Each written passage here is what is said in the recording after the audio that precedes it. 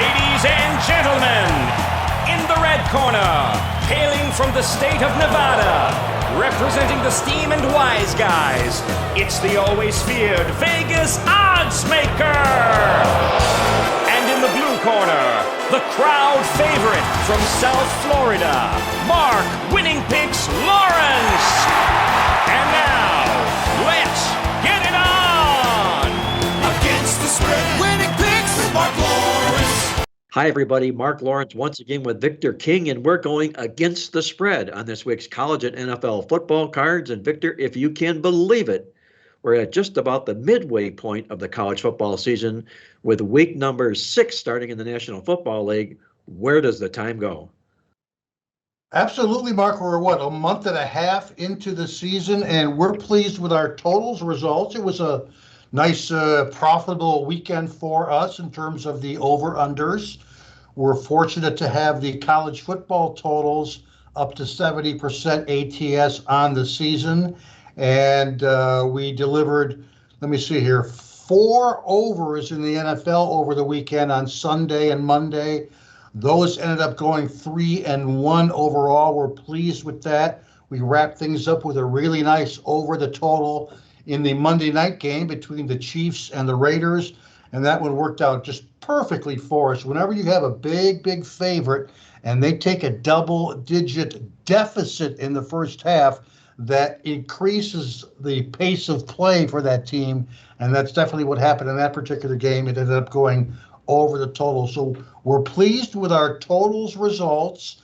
And you know, Mark, on Wednesdays, I usually start doing the work for next week's Playbook newsletter already. In regards to college football, the schedule doesn't look very good at all next week.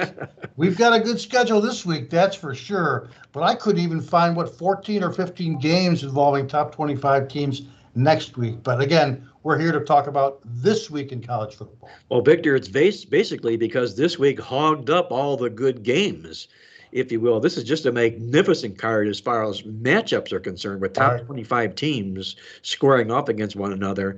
This is the kind of a Saturday where you want to have your VCR on and record these football games from start to finish, because it is quite a handsome football card indeed on tap this weekend. Looking at last week's college football card, Victor, one of the things that I noticed on last week's card is that after the dust has settled here, we've got a total of 14 undefeated teams left in college football. That's not many, 14 at this stage of the football season here. The first 11 teams that are ranked in the AP poll all are undefeated. The other 3 teams right behind them would be TCU, just on the outside looking in, along with what I feel, Victor, are the 2 biggest surprises in college football this year. That would have to be Syracuse and James Madison. What's your take, Victor, on my surprise teams on Syracuse and James Madison this season? Right, both of those teams. Again, we welcomed the Dukes into FBS play way back, about a month, 5 weeks ago. And here they are cracking the top 25 at number 25. A couple of other teams that cracked the list that were not ranked the week before were the Illinois, the Illini, the Fighting Illini, 5-1. They were not ranked. They're number 24 now. Texas gets back into the top 25 as well with their 4-2 record. And as far as our dog and our favorite results, nothing earth-shattering last week. Underdogs went 29-27 against the spread. Year to date, we're pretty much still basically straight down the middle in college football, as underdogs are 156, 161, and 7 against the spread. It appears that the best situation, and this is out of our database, Mark, 12-2 ATS so far this year. We're looking for college football underdogs playing off a loss. If they're taking on any sub-500 team who's off back-to-back losses of their own, there are 4 going this particular week in that 12-2 ATS situation. We will potentially look to grab the points with New Mexico State over New Mexico, with Virginia Tech plus the points against Miami, Akron plus the points against Central Michigan, and finally Hawaii plus the points against Nevada. And again, those are 4 teams that qualify in that 12-2 ATS situation so far this season. If I can really, really quickly, there are still 2 teams in college football that have yet to go under the total in a game this season. That would be Northern Illinois from the MAC Conference, who is now 6-0 to the over on the season. Wow. Northern Illinois games, 70.0 combined points per game on the season. Also 5-0 to the over this season are the Rice Owls, 61.8 combined points per game. There's a logjam of about 15 teams at 5-1 over under on the season. And again, only 2 teams in college football that have yet to go over in a game at 0-5 over under. That's 0 overs, 5 unders. We see the Colorado State team from the Mountain West Conference averaging only, 12 points per game, but allowing a lot, 35.6, 0-5 over under. And finally, a team that's doing it all on defense this year, that's the Michigan Wolverines, have yet to go over in a game as well. 0 overs, 5 unders, 1 tie for Michigan with that fantastic defense that's allowing only 11 points per game. That'll be interesting to see how Michigan fares against Penn State in one of the marquee matchups on this football card coming up this weekend. Those are 2 football teams that have won the yards in every game they played so far. And I'm going to best guess, that defense is going to end up being the winner of that football game. The team that plays the best D will likely win that football contest. As far as the 4 teams that you outlined before, Victor, I got to say this. As you were naming the teams, I was reaching and trying to find a clothespin, because those are not very attractive teams, to say the least. But you know something? It's not all about the attractiveness. This is not a beauty contest we're doing here. We're looking to ferret out the teams that have the best advantages going into those football games. So don't shy away from teams like that when we mention them. When Victor calls out those records, or I bring up an ugly-looking dog, they're there for a reason. You either play those dogs or you don't play the favorite, for sure, in games like that. One other quick note before we switch over to the NFL side of things. There were, last week, only 3 straight-up double-digit underdog winners on the college football card. And I mention that because what I generally like to do is to make a case to fade those teams the following week, because they're still euphoric. They're living on a champagne high after pulling the rug out as a double-digit dog against their opponents. And if we can make the case, meaning that the team that we're going to use is not in a bad situation, they're not a bad football team, so forth and whatnot, I'll end up starting my search there at that beginning point. The 3 teams last week that did pull those double-digit upset underdog wins happened to be Texas State, Utah State, and Arizona State. So when you begin your work this week, look and see if you can make cases to fade Texas State, Utah State, and Arizona State. You're tuned in to Mark Lawrence Against the Spread, the nation's most popular sports handicapping talk show. And Victor, let's switch it over to the National Football League side of things, where my first observation is there were not quite so many what I call inside-out stat games, where the teams that won the games generally won the stats in those football games. That's a little bit disappointing for me, because I like to fade those teams that win phony games and play on those teams that played hard, won the stats, yet lost the football game. So, that all shakes out in the wash in the end. We won't see quite as many of them that way this week. What did you see in the National Football League last week, Victor? Well, the 2 divisions that people were touting the most in the off-season, obviously the AFC West division, in which a lot of people thought that maybe 3, maybe even 4 teams in that division would make the playoffs, and another division would be the AFC North division. Well, guess what? In the AFC North division, only 1 team's over 500 for the year. That's the Baltimore Ravens at 3-2. Everybody else is below 500. And the same case is true in the NFC West division, where we've got the 49ers at 3-2, but 3 teams at 2-3. And then, of course, in that AFC West division, you got the Raiders 1-4, you got Denver 2-3, Chargers 3-2, and of course the Kansas City Chiefs at 4-1. Those are some of the surprising things, given all the hoopla and fanfare that we heard in the offseason. Overall, it was a good week for the underdogs last week in the NFL. 10-5-1 against the spread overall. But unlike previous weeks, Mark, it was actually the divisional underdogs that really, really cleaned up last week, as they went a perfect 6-0 against the spread. Divisional underdogs. on the year, it's been all about the doggies. They're now 45, 30, and 4 against the spread. And that's 60% on the blind for every single NFL underdog.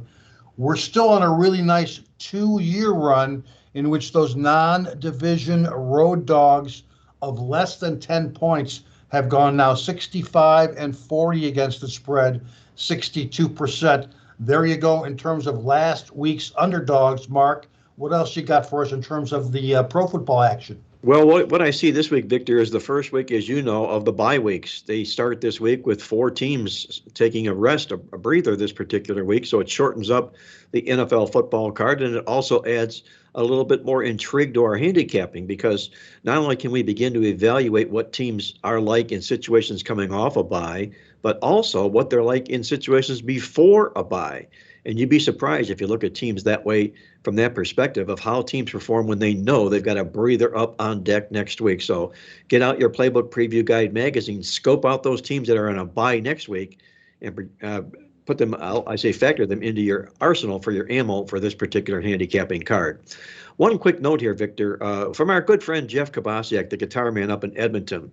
He drops a note to us again this week, and we love Jeff's comments because they're always spot on. We love to comment, and we agree upon them most of the time. And I got to tell you what, Victor, this week, I agree with him again this week. And what Jeff basically said is something needs to be done about these boneheaded coaches' decisions in the National Football League. They're bordering on insane these days. And I know we talk about this and we keep ranting and raving about these coaches and their new analytical approaches to the game. But my goodness, last week in the Cleveland Brown LA Chargers football game, you had 2 head coaches in Kevin Stefanski and Brandon Staley that went for first downs from their own territory each, failed both times. The Chargers took advantage of Stefanski's boneheaded move and kicked a field goal. Staley, incredible late in the game when he should just punt the ball away, play a little bit of defense for the final minute and win the game. He goes for it and gives the Browns an opportunity to kick a game-winning field goal. There's no justification. I don't care what you say about analytics and how you're handicapping. Vince Lombardi would be rolling over in his grave watching these football games the way they're being managed by these coaches on the sidelines here. And I think the killer aspect about the Browns, Victor, is the fact that not only did they allow the Chargers to kick that field goal on that questionable decision on that 4th down, the Browns lost by 2 points in the game. You don't let the Chargers kick the field goal, the Browns walk away with a win in that football game. So you can say what you want about analytics. Comes down to common logic, I think, is what it really comes down to. And I know there's a lot of people that may or may not disagree with me, but hey, that's my stance, and I'm sticking to it, like the phrase goes. Mark, you said it, Jeff said it. It kind of seems like the Chargers and the Browns are 2 NFL franchises that they can't get out of their own way. Yep. I'm shocked that game didn't end in some weird drop kick or a tie ending or something like that. But Mark, before we head into our college game of the week, we got to talk about the newsletters. All 3 of them: Playbook, Midweek Alert, Totals Tip Sheet newsletter. Playbook having a fantastic season. The Midweek Alert newsletter, Mark, this thing is so hot, I can't even hold it anymore. Do you realize that in the 3 issues we've put out so far for the Midweek Alert newsletter, there's been no losses in Mark's 3 best bets as of yet? 8 wins, 0 losses, 1 tie. That's a hell of a way to start the Midweek Alert newsletter. And again, as I mentioned, Totals Tip Sheet had a good weekend last week as well. Mark, we've got that special going at the website, playbooksports.com, where the cover price for all 3 newsletters is $38. But get all 3 of each week's newsletters bundled together, special price, just $25 for all 3. It's definitely the way to go if you have that required information in front of you, all 3 of our Playbook football newsletters. Well, we call it the 3 for a quarter special, Victor. It's probably the best quarter that you'll spend on an upcoming football card each and every week. And let me also say one more thing before we move on to that college football game of the week. We have a super special on that Red Hot Midweek Alert newsletter here. Now, the newsletter, the midweek, goes for $149 for the season. Right now, we're doing a special upgrade, just $49 will get everybody the midweek through the Super Bowl. That's just one fantastic special offer. And you want to top it all off? Included in your midweek subscription will be a copy of the Playbook College Bowl Stat Report. That alone is worth $25. So for $49, you can get the best statistical information on the planet, the Playbook Midweek Alert Newsletter. Check it out online at playbooksports.com or give the office a call toll-free at 1-800-PLAYBOOK. It might be the best move you'll make this football weekend. And with that, Victor, let's hop over to the college football side of things. And boy, oh boy, what a blockbuster of games we've got on tap this weekend. We mentioned it at the opening of the show about so many top 25 matchups of teams pairing up against one another here. We're going to do a college football kind of conference rivalry, if you will, of sorts this particular week when Clemson takes on Florida State in the ACC. This is a big showdown game between two teams with a lot of ramifications inside this game. Victor, how do you see the Tigers and the Seminoles shaking out on Saturday? Well, if you ask me what is the biggest game of the week, it's probably the Alabama-Tennessee game. But number one, we just covered Alabama last week in that game against Texas A&M that literally went right down to the wire. And it's time to talk about the Clemson-Florida State ACC game, particularly with we don't know if Alabama's starting quarterback will even be going in that particular game against that stud quarterback, Hendon Hooker of the Tennessee Volunteers. But let's get to the ACC, Mark, and we've got a nationally televised game. ABC TV, 7:30 p.m. Eastern, down here in the Sunshine State.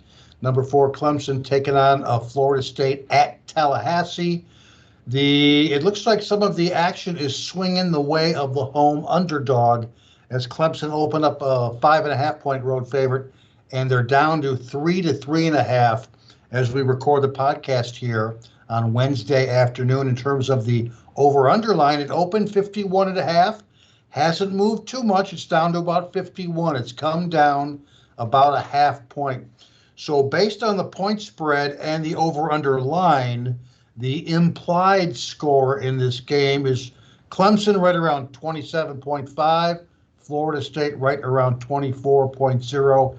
And I think we're going to make a decent enough case to at least consider the over in this particular game. Clemson is 3-3 over-under on the season. Florida State only 2-4 over-under. We will note, however, that the series between these two teams has been pretty high scoring as of late. The last 5 meetings have gone 3 overs, only 1 under, 1 tie.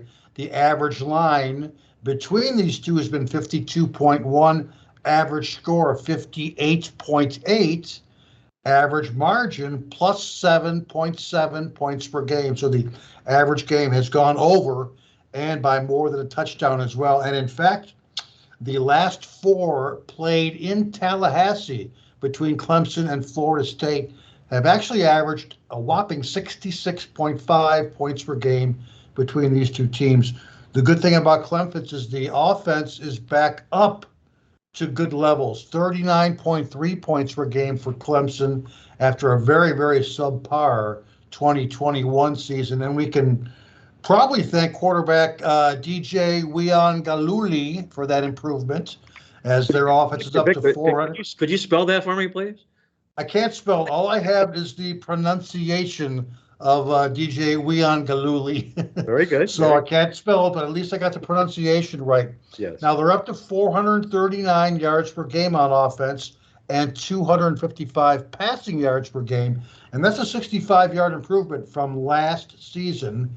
Not only that, but, the Clemson defense, it's not quite as dominating as the last 4 or 5 years, as they've already had 3 out of 5 games in which they allowed 20 or more points on the season. Of course, Florida State is led by dual threat quarterback Jordan Travis. He comes in with a quarterback rating of 153.8 on the season, and that's even better than DJ Uiagalelei as well. He's led the Seminoles to 390 or more offensive yards in every single game this season. Their average is actually 481.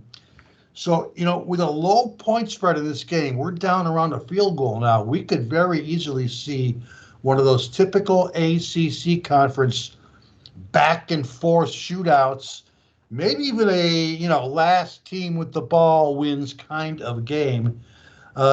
Right now, we're going to pass, but I'm going to continue to monitor the over-under line move in the game, Mark.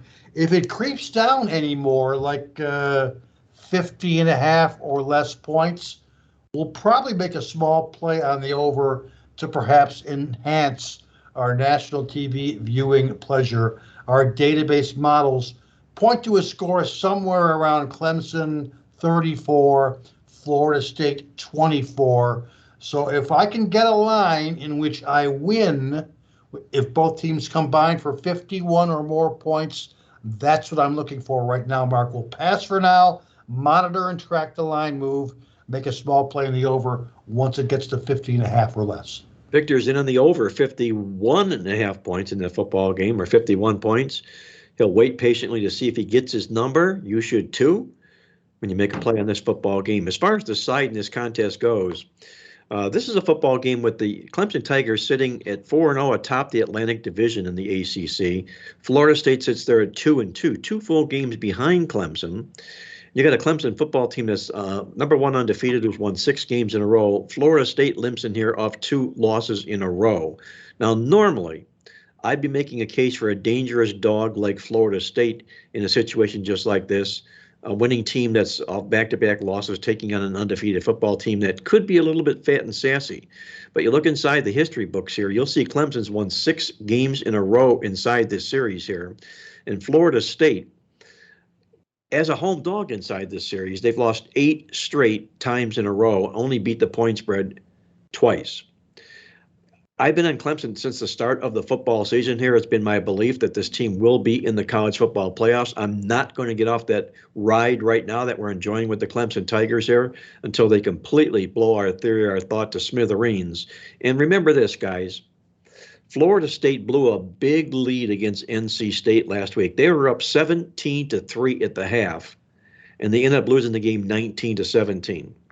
That's demoralizing for a football team because if they do what they're supposed to do, play a little bit of defense and win the football game, we're not talking on a football team that's on a 2-game losing streak. Instead, they're on a 1-game win streak. That being the case in a situation like this, small lean to me to Clemson, not a real big side, but just a small lean to me to Clemson if I play this football game.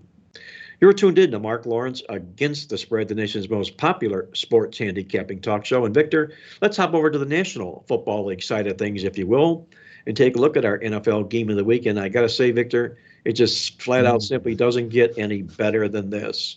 It's the Buffalo Bills taking on the Kansas City Chiefs. And if we can only get anything remotely close to what we had last year when these two teams met in the playoffs, I don't think, Victor, I've seen a more exciting football game in my life than that game was last year. When it went into overtime, I mean, my goodness, who did not get their money's worth in that game? Let me ask you that question, Victor.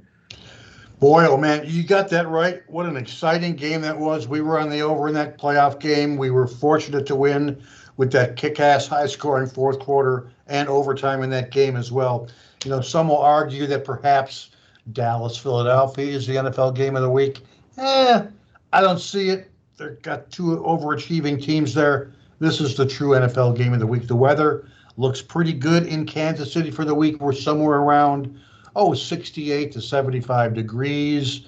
The wind's 10 miles per hour and less.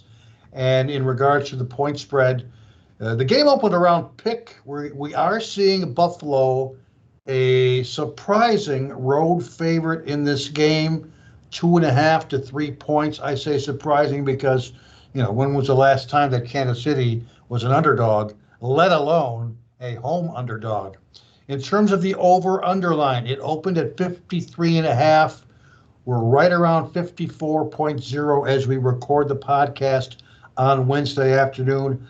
I would not be surprised if this game gets up to 55, maybe even 56 by the time we get to a kick-off on Sunday. But right now, we are right around 54.0 points. Now, on the season, Buffalo comes in actually a very, very good under team. They've gone 1 over, 4 unders on the season. Average line in Buffalo games, 49.5. Average score only 42.6. That's combined points per game. Average margin in Buffalo games minus 6.9. And in fact, Buffalo's only over this year was that Monday night game against Tennessee, a game that only went over by a half a point. So they're basically a point away from going 0-5 over under on the season. They would join two additional teams who are also 0-5 on the season in regards to over under numbers. Kansas City, you know what you're getting. Again, we told you that we played the over in the Monday night game against the Raiders, and we're fortunate to come away with a winner. On the year, the Chiefs are 3-2 over under. Average line 51.2. Average combined points 56.8. Average margin plus 5.6. So it kind of cancels out or negates Buffalo's strong under numbers. Again, you mentioned last year's playoff game, Mark. They also played each other in the regular season. Both of last year's meetings went over the total, 58 and 78 combined points. And don't forget the playoff game in 2021 between these two teams also went over the total as well. Again, in Kansas City, 62 total points scored in that one. So the last 6 meetings between these two teams in Kansas City, 5 overs, only 1 under. Average margin plus 5.5 points per game. Again, with Buffalo laying points on the road, we will point out that in the last 2 seasons, they've actually gone 0 overs, 4 unders as non-division road faves.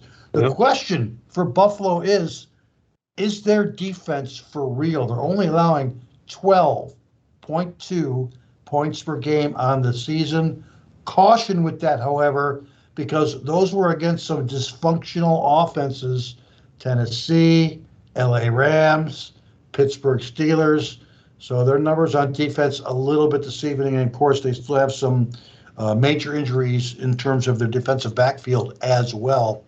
Of course, KC is in that rare role as an underdog and at home to boot. We will note that in their last 11 games as a home underdog, they have actually gone 9 overs, only 2 unders. A couple of queries from the database, Mark. For instance, the first thing I have to query, obviously, is the fact that we've got a really high over-under line in this particular game. But with that said, in the AFC conference games in week 4 or greater with a high over-under line of 53 or more points have actually gone 8 overs, only 1 under in the last 3 seasons. Oh, wow.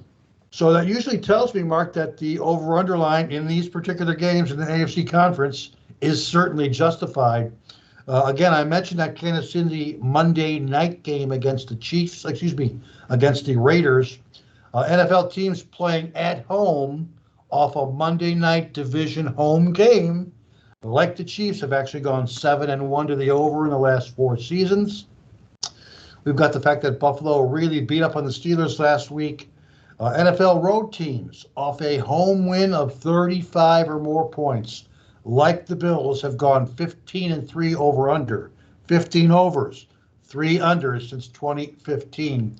And then finally, last year, NFL teams went 7-1 to the over off a straight-up win in which they scored 35 or more and allowed 10 or less, like Buffalo did last week when they completely dismantled the Steelers, but only when the OU line in these games is 54 or less points.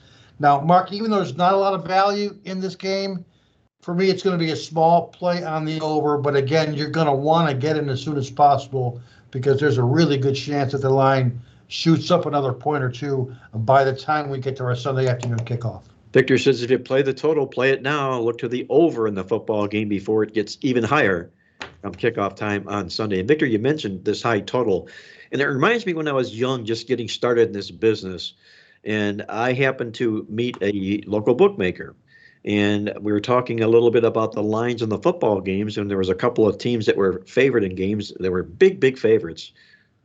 And I asked him, I says, why are these teams favored by so many points? And he said to me, they're there for a reason, kid. So, like you mentioned the total, it's up there for a reason. It sure is. It's up there for a reason. So just remember that when you look at numbers that look a little bit off, The odds makers do know what they're doing, and they are there for a reason. Let's take a look inside this football game.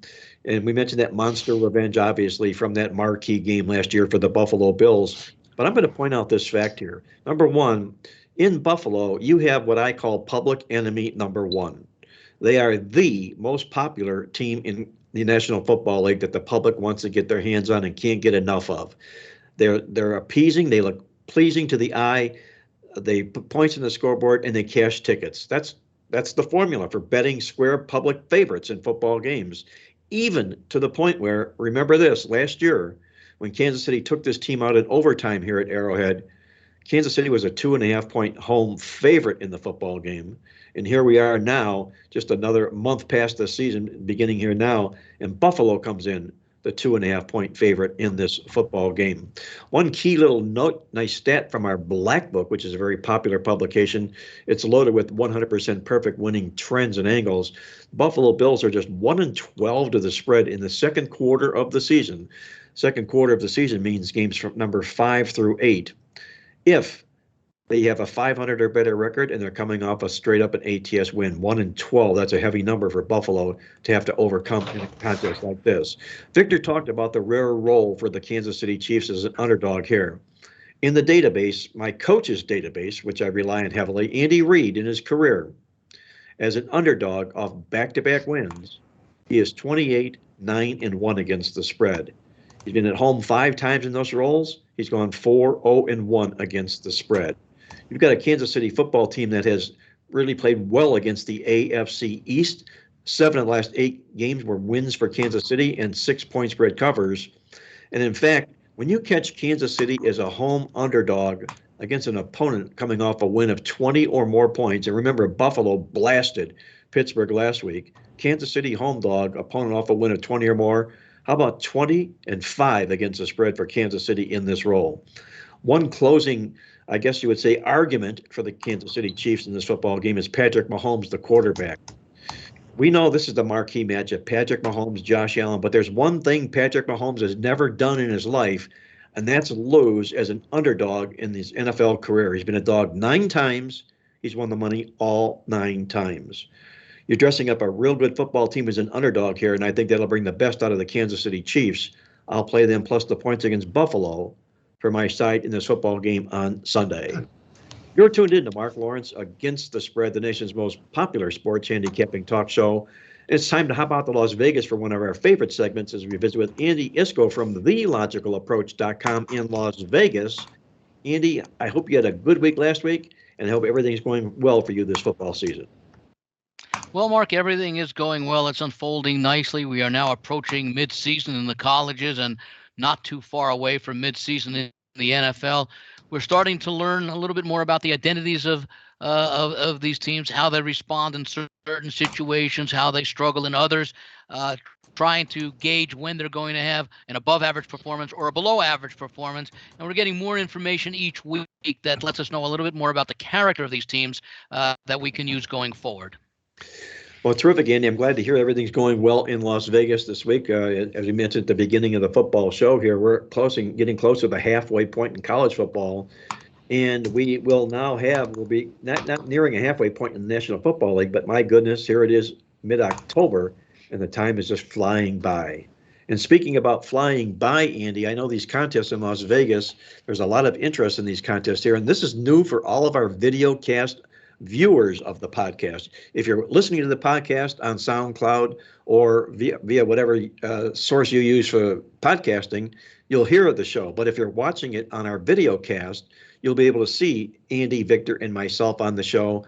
And in addition to that, as we begin to review these contest results with Andy Iskoe, we're going to be putting up on screen a lot of what Andy would be talking about, so you can see for yourself, see for your own eyes exactly what's going on in these contests in Las Vegas. And what do you say, Andy? Let's kick it off with the Westgate Superbook, the Classic contest. What do you see? I see right now that looking at the sheet here, it's looking like 16-5. Is that correct for me? Or 15-5, 75% overall in the consensus so far? 17-8. 15-5 was the consensus record coming into this past week. Okay. That was through week 4. In fact, we are now this week 6. We're used to thinking of football season in terms of quarters, but week 6 will mark the 1/3 point of the way through the season. That's how quickly this season is going. And yes, in the Super Contest Classic, 1,598 entries competing for 30 places, plus several in-season contests. And we take a look each week at what the five most popular selections, how they fared. And that 15-5 was 75% coming into this week. And believe it or not, even though the consensus was 2 and 3, the percentage actually did have to go down. The two winners this week were the second and third most popular selections, the Cowboys and the Browns, and the losing selections, the top selection, the Tampa Bay Bucks, the Baltimore Ravens, and the Seattle Seahawks, which seemed to be covering for a good part of that game, but ultimately gave up that touchdown that ended in a 7-point Seattle loss, getting 5.5 points. So 2 and 3 for the week, 17-8 with no pushes for the season. That's a 68% winning percentage of the consensus plays. That is very, very strong. And through the first 5 weeks, we have one contestant in the lead at 21-3-1. That's 21.5 out of a possible 25 points. You get a point for a win, a half point for a push. That's 86.0%, outstanding. And 2 more contestants just a little bit behind that. They are 21-4-0, and that works out, as I say, 84%. Those are the leaders in the Super Contest Classic. And now we got the Super Contest Gold. That's the $5,000 winner take all. This attracted only 80 entries this year, which is, I think, the lowest since the contest was established, because there's so many contests here now, so many options that people spread their money around. And there's only going to be one winner here, but they're going to get $400,000 as a nice prize. We don't go through the consensus on this one, right? I don't dwell on that at all because there's just so few entries that the leading consensus might have 26 selections on it out of the 80 contestants. But I will go over the 2 leaders in the contest. There's one contestant at 19-5-1, as the chart indicates, 78%, and a second contestant just behind at 18-6-1, which is 74%. So right now, almost a quarter of the field are hitting over 65% in that short field contest. Andy, what do we see over at the Golden Nugget? Tony Miller, my good friend, the sportsbook manager at the Golden Nugget, a great guy. And if ever you're in Las Vegas, you have to stop by and say hello to Tony. They just don't come any nicer than Tony Miller. What do you see at the Golden Nugget going on at this point? Yeah, the Golden Nugget is a unique contest in that it combines college and pro football. All the games on the board, sides only, no totals, as is the case with the Westgate and Circuit contest. Those are sides only, no totals. And there are 7 selections per week against a static point spread. In fact, it's one of the earliest point spreads that comes out for these contests, because it comes out on Wednesday afternoon Pacific time. The Westgate contest lines come out about 5 p.m. Pacific, and the Circuit contest lines come out Thursday morning around 10 a.m. Pacific. So these are the earliest lines, and they get a little stale, and the bettors, the handicappers, contestants take a whack at them. In fact, that was the reason why they eliminated totals from the contest in the Golden Nugget after about a year or two, because so many people, especially when it came to late season weather issues, were playing a line that may have been in the contest at 52.5. And now on the betting board, bad weather has moved that line down to 49.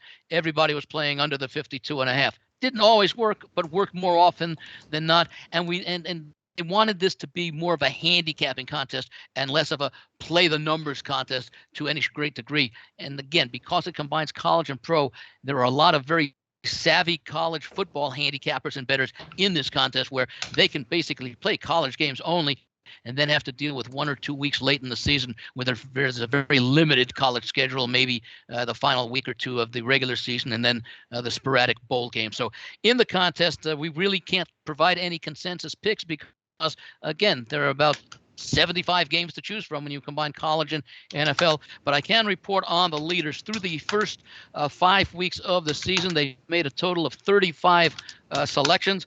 The leader, there are 2 of them who have 25 points. Again, a point for a win, half point point for a push. So 25 points works out to an equivalent of 71.4%, which is a very healthy percentage through 35 picks.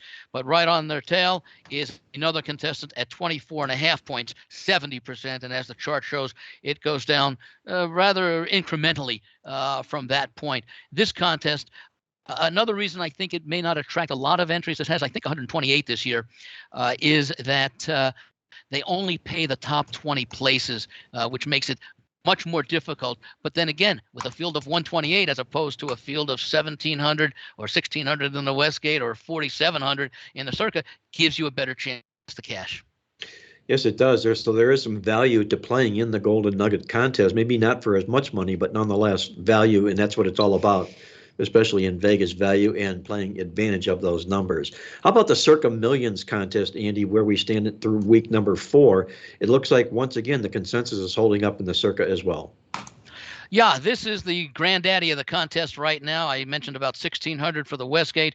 This contest has drawn 4,691. And why that's a significant number is the overall prize pool for this contest is guaranteed at $6 million. So they needed at the Circa 6,000 entries to cover the funding of the prize pool, and they came up about $1,300,000 short. So the Circa is contributing that $1,309,000 to be precise, to bring it to the $6 million guarantee. So that represents a significant overlay for the contestants. Part of the reason why, even though they didn't meet the guarantee, they still got bit under 5,000 contestants. Same format as the Westgate Super Contest and Super Contest Gold. You make 5 picks a week against a static point spread. Through 4 weeks, the consensus a very solid 13-7, 65%. And this past week, the consensus went 3-1-1. Selections 2, 3, and 4. Cowboys, Titans, and Bengals covered their point spreads. The Tampa Bay Bucks did not. That was the one loser. And the Browns in this contest were +2.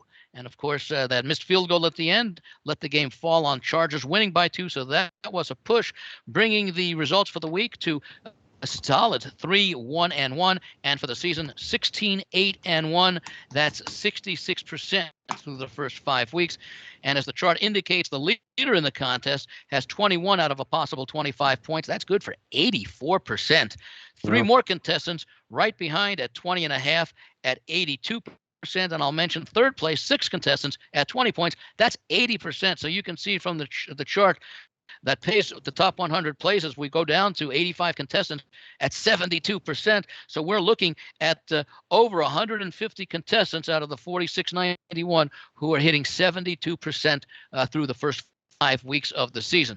We expect it to go down, but there are always going to be outliers when you have that many entrants, and it's going to be an exciting contest to follow down the stretch. As I mentioned, 100 people get paid, and much like the Westgate, though in the different formats, they also have mini contests throughout the season. And in fact, this week, the mini contest is in the second week of the second quarter mini contest. Well, it sounds like 72%. I mean, my goodness, that's usually good enough to win the contest each and every year. Has been for most years. Yes, exactly. We have an abundance of people there right now. I expect that to come back. We know, Andy, things do return to the norm. And most likely, the winner of this, will the winner hit 70%? Maybe.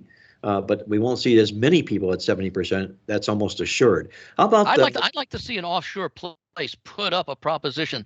Will the winner of, let's say, the Westgate Super Contest, the winner of the Circa Millions, will the winner have better 70% or better? Because these places far away, you can bet on that stuff. Yes, you can. You can't do it in Nevada because it's not being played on the field. But as you mentioned, it could happen offshore. That would be nice to see something like that. How about in the popular Survivor contest, Andy, here? I know that what we started out with and what we have left now is quite a gap in between. And there were some surprises, to say the least, last week as well.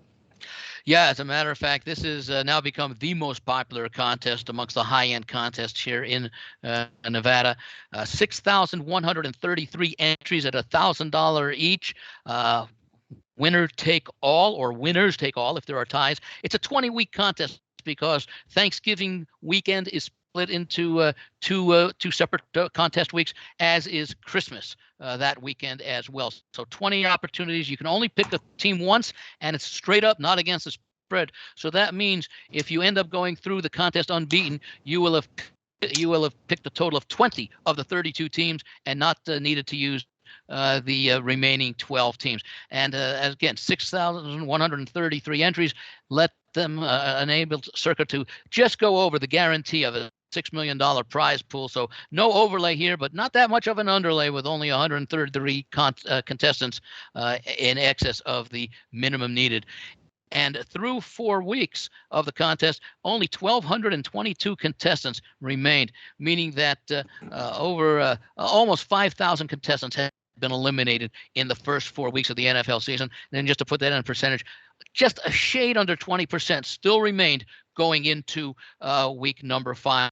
And in week number 5, the top pick, the Jacksonville Jaguars, with 449 of those 1,222 was a loser. The Packers were the second most popular pick for the straight up pool as far among the teams that lost.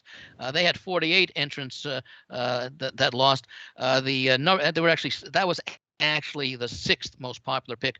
2, 3, 4, and 5 all won, with the Bucks, Vikings, Bills, and 49ers. Overall, for the season, for the week, 504 of the 1,222 were eliminated, leaving just 718 contestants remaining. That's 11.7% of the original field, which, when you do the math, it means a little over 88% of the field has been eliminated less than 1/3 of the week into the season. You know, one important thing to remember, Andy, in these contests is you can only use a team one time. So people might ask themselves, you know, why on earth would people settle for Jacksonville when you had the likes of Buffalo, maybe even Minnesota, and Green Bay, who went down? Yours truly on the Green Bay Packers, and a knife in my heart in that football game.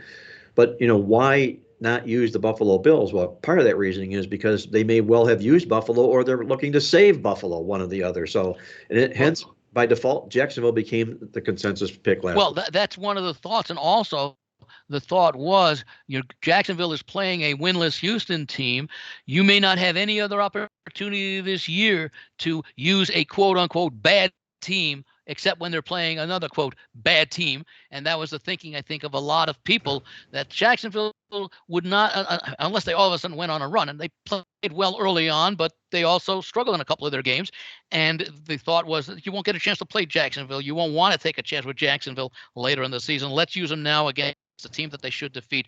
But as we all know for years and years, and I still consider Jacksonville a bad team with potential. They're still a bad team. When two bad teams meet, one bad team has to win. And that's why the Texans also were a popular play in these contests against the spread, getting 7 points from a team that has difficulty winning, especially when they're expected to win. And that was the case with Jacksonville. And so, as I indicated, over 400 people went out with a pick on Jacksonville that I'm guessing they probably regret. And I don't want to accuse them of this, but the common thought might be they just outthought themselves. Well, they could well have done just that, especially knowing afterwards that they've lost 8 straight games to the Houston Texans in a row now. That's like Jacksonville's domination over this week's opponent, Indianapolis, including a 24-0. This is the first revenge game of the season coming up. Yes, they beat Indianapolis 24-0 early, so that'll be an interesting. I'll be interested to see how that game unfolds. That may be the most difficult game, at least for me, on the board this week to pick. Well, safe to say that will not be Andy's play on the show this week. And we hope you enjoyed our overview on the screen on our video cast of the selections from Las Vegas and the rundown. And you get a little more detail of exactly what's going on when you view it online, or I should say on your video cast from Andy Iskoe and our producer, Greg. Great job putting all that together for us on the show this week. We'll be doing that each and every week moving forward, by the way. And with that, Andy, how about your complimentary play on the football card last week? I know you had a tough loss last week with the Washington Commanders, and I'm also, if you will, bellying up with you because I was with you on the very same play, and it kind of one of those knifing losses when you lose it like on maybe the last play of the game right at the goal line. But nonetheless, what are you looking at for this week? Yeah, and I was very intrigued by Coach Ron Rivera's explanation after the game. I forget what he was asked. It was something along the line of what's causing your team to struggle offensively, and he basically said quarterback. Yeah. So that was very interesting. We'll see what happens this week with Washington playing actually tomorrow night, the short week at Chicago. I'm going to look at the game between Atlanta and San Francisco. San Francisco, well, their season has unfolded nicely. They won that ugly game in the rain at Chicago. They lost at Denver 11-10, and then they won last week at the Panthers 37-15 in a game that cost Matt Rule his job as coach of the Panthers. And part of the reasons, and it's very unusual to hear this come in men, but he felt his team was listless and didn't really come to play against San Francisco. The game was actually a competitive game into the second half, and then just Carolina just decided they'd had enough. There are two other games this year. They won nicely at home 27-7, and then the Monday night game a couple of weeks ago, they defeated the Rams rather handily. Meanwhile, Atlanta, this is a team that's 2-3, but if you look at the way this team has played this year, they opened the season with that 1 point come from ahead loss to the New Orleans Saints. They then go into the Rams. They're getting manhandled, and yet they come back. They didn't quit. 31-27, they lost, easily covering that point spread. Then they go up to Seattle in a back-and-forth game in which they were underdogs. They win that one 27-23. The following week against Cleveland at home, they win 23-20 late in another very competitive game. And last week again, Tampa Bay, down 21-0 in the fourth quarter. Yeah, we had that call against Tom Brady and all that, which is a subject for a different show, and maybe with more discussion about being reviewable, that and what happened Monday night in the Raiders game. We may see some rules changes, but unfortunately it won't do much good this year unless the NFL does something out of character and makes it reviewable during the season rather than during the off season for next year. But again, 21-0, they're down. They come back to rally to make it 21-15. Maybe they could have had an opportunity to win the game. Maybe they would have won the game. We don't know because they were unable to get what should have been the correct call. Point is, Atlanta is playing for their coach, Arthur Smith, and that means whether they're ahead, they're able to maintain the lead or seesaw back and forth, with the exception of that New Orleans game. And if they're behind, and we showed that in week 2 against the Rams, still thought to be a very strong team defensively, even though the Rams have had offensive problems. They didn't in that game. Atlanta has played hard on both sides of the football. I could see this being a tough spot for San Francisco because, number one, they haven't been overwhelming in their wins. Maybe the Ram win was the most overwhelming. And who do they have on deck? The Kansas City Chiefs. I think San Francisco will be happy to get out of Atlanta with a win. I'm not saying Atlanta can't or won't upset the Falcons. I wouldn't be shocked, though I necessarily wouldn't bank on it or maybe even predict it, except maybe for a little fun play. But I could see the Falcons either being competitive throughout this game, or if they fall behind by 13, 17 points, rally and get under that number. As if they have that comfortable lead, the 49ers may very well be looking ahead to next week's rematch, Super Bowl rematch with the Kansas City Chiefs. That's a good point. Andy brings out the big look ahead in this football game, in this contest as well. The Atlanta Falcons playing really good football, being Arthur Smith. He'll take the points with them as San Francisco goes coast to coast in this football game. But I believe they usually stay on the East Coast when they have back-to-back East Coast games. I think they stay, if I remember, don't they have a facility in like Youngstown, Ohio? Yep. The DeBartolo. Right, DeBartolo, right. Yeah, when the DeBartolos owned the team, they had, they're from Youngstown, the DeBartolos. So that facility that they had in Youngstown served as their resting point. And it served them well in back-to-back games on the East Coast. But it's probably going to end up being the case. Why change it if it's not broke? So that could well be the case for San Francisco. But good spot here for the Falcons, if you will, with the Niners on deck, especially next week. We'll put Andy down for the Atlanta Falcons for his complimentary play. And remember, go online at thelogicalapproach.com to check out all of Andy's information on one of the best football newsletters in the country. Andy, a great job on the show. As always, once again this week, I'm going to wish you nothing but the very best of luck, and we'll certainly look forward to catching up with you next week here on Mark Lawrence Against the Spread. Thanks, Mark, and I'll be interested to hear how the response is to our new graphics addition to the show, so they don't have to look at my ugly face the entire time that I'm talking. And I wish everybody really the best weekend possible this weekend. Thank you, Andy. That was Andy Iskoe joining us from Las Vegas for the Vegas Vibe here on Mark Lawrence Against the Spread. And with that, before we move over to our awesome angle of the week, we've got a complimentary play on tap for you from another Playbook experts, our good friend Jim Feist, with a complimentary play on the football card this weekend. Jim, if you will, take it away. Hi there, Jim Feist in Las Vegas for Playbook experts. Hello, Mark. I know you had a great week last week, as did I. I'm looking forward to a game this week that might be a shocker. Texas opens a 14-point favorite over Iowa State. It's now up to 16, and it might go a little bit higher. We might actually grab a 17 here, and that's the direction I'm going. I'm going to take Iowa State plus the 17. Yes, Texas might be back, but this is a big task. Iowa State doesn't put up many points, but they also don't give up many points. Easy for Texas to have a little bit of a letdown after blowing out Oklahoma 49-0. And they have big games coming up as well next week. So I'm looking for Iowa State to stay close in this one, and who knows, they might actually pull the upset. Thanks, Mark.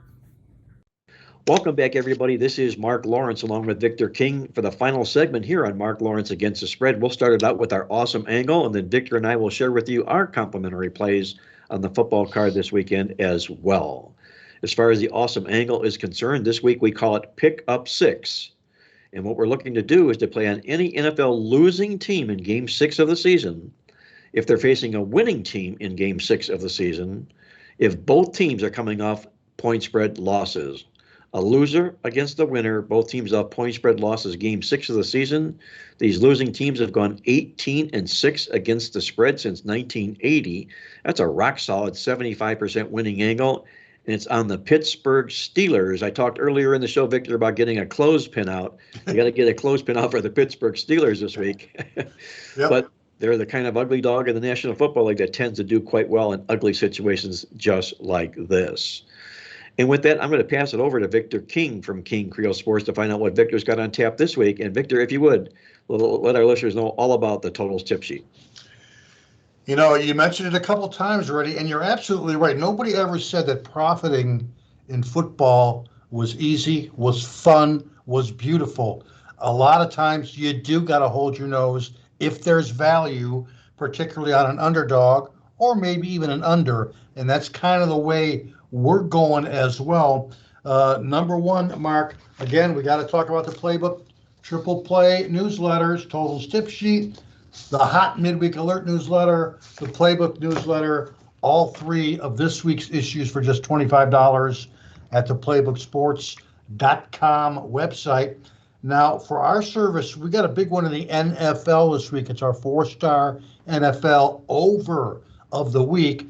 The great thing is it's already up there. It's posted on the website. When you read the write-up, when you read the analysis, and we do a pretty good job with our write-ups, you're going to want to go right ahead and wager on this particular game. And no, it's not the over in the Chiefs-Bills game. It's an entirely different game, a game that you might not actually think about as a potential over, but it is. We've got some fantastic over-under database information in regards to this game. And again, it's already up on the website, our 4-star over of the week in the NFL. Last week's over of the week was in the Saints and the Seahawks game, 70-plus total points in that one. That worked out very, very well. We'll see if we can do that again this particular week. And again, it is up on the website. Number one, again, you're talking about holding your nose. Andy talked about that ugly Thursday game, Commanders and the Bears. Do yourself a favor. Don't watch this game. Take the wife out. Go to the restaurant. Go to the casino. You're not missing much in regards to this particular game. If you have to bet it, though, it looks like the under is the play. That's because Thursday non-division games with a low over-under line of less than 41 points have gone 1-10 over-under since the 2009 season. And that's not my free play of the week, Mark. That's just something we're throwing out there in regards to the Thursday game. Try and get some of those wifey points and take her out instead on Thursday night. You'll be glad you did, particularly with us sitting in front of the TV all day Saturday and all day Sunday, right? You got that right. So for our under of the week in the NFL, now we've got a good one in this week's Totals Tip Sheet newsletter. I'm going to leave that for the page 3 best bets. But there is a game that we're looking at in terms of the under, and it's going to be the Cincinnati Bengals and the New Orleans Saints. And why not? Do you realize that Cincinnati, dating back to last season, has now gone under the total in 10 consecutive games in a row? That's right. Their last 5 games of last season went under, including all 4 of their playoff games. And they have started this season, along with the Indianapolis Colts, as an 0-5 over-under team. 0 overs, 5 unders. So the Bengals are actually 0-10 now over-under in their last 10 games. Why would you want to fade that? They're playing very, very good defense. They're allowing only 17.8 points per game on the season. Their defense is for real. Not only that, but in terms of offense, Cincinnati has yet to take the collar off their great trio of wide receivers. Their offensive points per game are down by 5 compared to last year's Super Bowl season. They have yet to release the Kraken when it comes to offense. And at some point they will this season, but this is not the week for that. Now, highlighting this game is something that we came up with out of the database that's been a fantastic under situations just over the last 2 to 3 seasons. And it's the fact that you've got an AFC team laying points on the road against an NFC opponent. Cincinnati is favored by 2 to 3 points. Down in the Big Easy against the Saints. And here you go. From our database, Mark, this has gone 1-18. That's 1 over, 18 unders, 95% under the total. AFC road favorites against any NFC opponent when the over-under line is less than 54 points. And of course, that game certainly qualifies in this particular season. The Cincinnati Bengals have gone 0-7 to the under the last 7 times they have visited an NFC opponent. So there you have it. We're somewhere around 43 to 43.5 points. We're going under the total with the Bengals and the Saints down in the Big Easy for our free play. And Mark, don't forget our over of the week in the NFL. That's already up at the PlaybookSports.com website. And as I understand it, someone's got a big one in college football this weekend. Yes, I do, Victor. And once again, be sure to get on Victor's big overplay, that big 4-star winner on Sunday, online now at PlaybookSports.com. Victor mentioned my big play coming up this week. It's our famous 5-star college football game of the month. We're documented at 80 and 35 on these plays since 1990. A big winner to open up the season last month when Kansas State won the whole game as a double-digit dog against Oklahoma. We've got another live dog on tap Saturday on this monster college football card. It's a football card. We call it the Blockbuster Saturday of the month in college football. You can get it part of a $99 football weekend of winners at PlaybookSports.com, or log on to just get the game alone at PlaybookSports.com. Pay after you win for my big 5-star college football game of the month. And just a quick note from our friends over at mybookie.ag, you can still get on board for their double first deposit promo bonus. Just log on at mybookie.ag. They'll double your first deposit when you use the promo code Playbook. That's mybookie.ag, promo code Playbook, to get double your first deposit in time for the games this weekend. And with that, my complimentary play on the college football card this week. We've used the last 2 weeks on the show here for those that are counting. Last week we used Purdue plus the points against Minnesota. They won the game straight up in straight up fashion. Or I should say 2 weeks ago it was Purdue against Minnesota. Last week it was Purdue plus the points against Maryland when they won the game straight up. This week we're hopping off the Purdue bandwagon and we're going to fade the Boilermakers as a favorite this week and take the points with Nebraska against Purdue. We like the doggy in Purdue football games, and we'll play the dog in this contest as well. Look at head coach Jeff Brom, the Boilermakers head coach. He's just 1-5 straight up with no point spread covers when he comes off a straight up underdog win when his teams are 666 or better. Look at this contest in Nebraska. It's a football team here that for some reason, and we went on rants about this, they were favored in a lot of games this football season that arguably they should not have been. It led to Scott Frost firing. Mickey Joseph is now their new head coach, the interim coach. He's really won over the respect and the command of the players on that football team. We think Joseph gets his players up for this game. We'll play Nebraska plus the points against Purdue for our complimentary play on the show this week. And that's going to put the final wraps on this edition of Mark Lawrence Against the Spread. I want to thank our co-host Victor King from King Creole Sports, Andy Iskoe from TheLogicalApproach.com in Las Vegas for joining us. And until next week, once again, this is Mark Lawrence reminding you to always remember to bet with your head, not over it, and good luck as always.